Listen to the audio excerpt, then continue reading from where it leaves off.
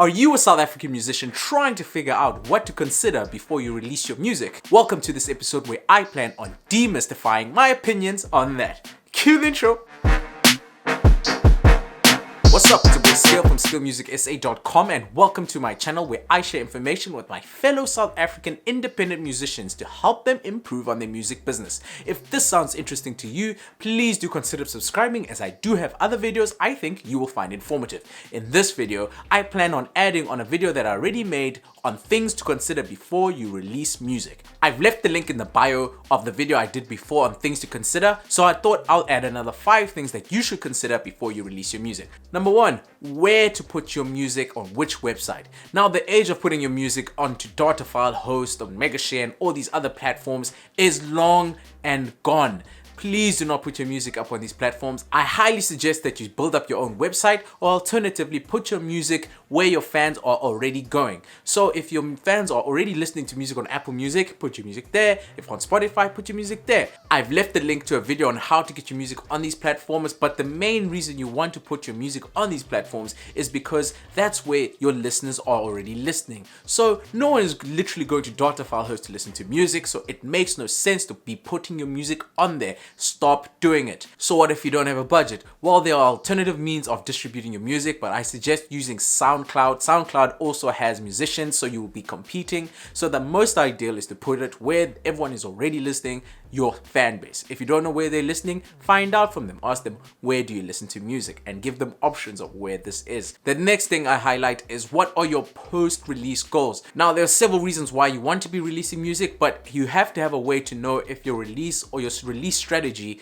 was successful. So you have to have post-release goals. Now, there are several reasons why you will be releasing music, but the only way to evaluate if your release was successful is to have goals, post-release goals to achieve.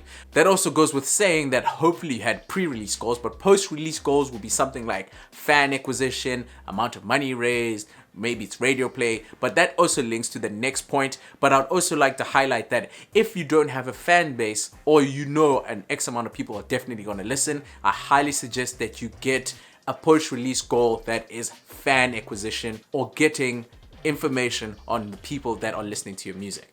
But let's move on to number 3. Number 3, maintaining relevance, i.e. marketing. It's very difficult to get people to continuously listen, and it's very bad on audiences when you're constantly posting the same video, same image. So I highly suggest that you have a marketing strategy where you can change the type of content but focus on the same type of idea. Note, when you're posting on social media, you don't actually have to be posting about music. You can be posting about dogs for anyone cares. But if you can link that to your music, it's a highly good way of keeping relevance for your song or single. An idea that I use that I've explained on countless videos is chicken. Me, I love chicken. So having several people eating chicken, having ways where I'm eating chicken, having different type of stores where I'm eating chicken, it highlights the fact that I like chicken, but I'm not necessarily telling people, go listen to my song.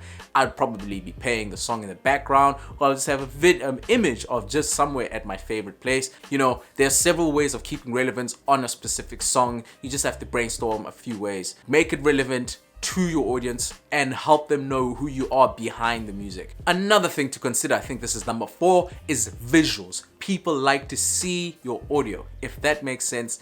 People like videos. So you don't have to go break the budget and get the most expensive video done. If you have a smartphone or any other camera that records, you are able to make mini videos, mini pictures, and this is another way of keeping relevance. It also ties to the post goals and the marketing campaign. Things that resonate with your brand and your music highly help keeping you relevant. So let me give you some ideas for you to get them visuals going. You can have lyric videos, you can use stock videos from several platforms. I'll leave a link to the one that I currently use. There are several ways of getting visuals for your music. Sometimes you don't have to make the music, you just have to have the creativity and the time and effort to make a visual for your music. My last and final point for this video, get something out of your release. Now, sometimes you'll be releasing your music for free, but that does not mean that you're getting absolutely nothing for your music.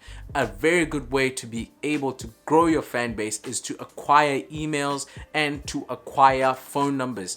Therefore, if you accumulate more numbers, you are able to tell the same people the next time you release music that, hey, I released music since you liked the last release, have a listen to this one. And you continuously repeat the same process to grow your fan base. An example where I use this type of concept is the free content I provide on YouTube. Basically, I provide all this information and some people watch, some people subscribe, some people like, some people even go as far as joining the WhatsApp group, and that is where I get the value, free value from these videos. My WhatsApp group basically works as my mailing list, and there from the mailing list I'm able to tell people when I'm releasing other types of content where I can potentially monetize or do whatever I feel I can do without relying on YouTube. But I highly suggest that no matter what you do, try get some form of value from the release. It also helps you to establish if the release was a success or not. That concludes this video where I gave you 5 things to consider before you release music. I hope you find this video informative, and if you did, please hit the thumbs up. Don't forget to subscribe, and there's a bell there that I would highly appreciate if you hit, that notifies you every time I release a video. And don't forget to join my WhatsApp group. I've left the link in the bio. This is where I'll be sending weekly information about the next videos. I also plan on sharing more information and content to help my fellow South African musicians improve on their music business. And until next time, skill again, the hooligan.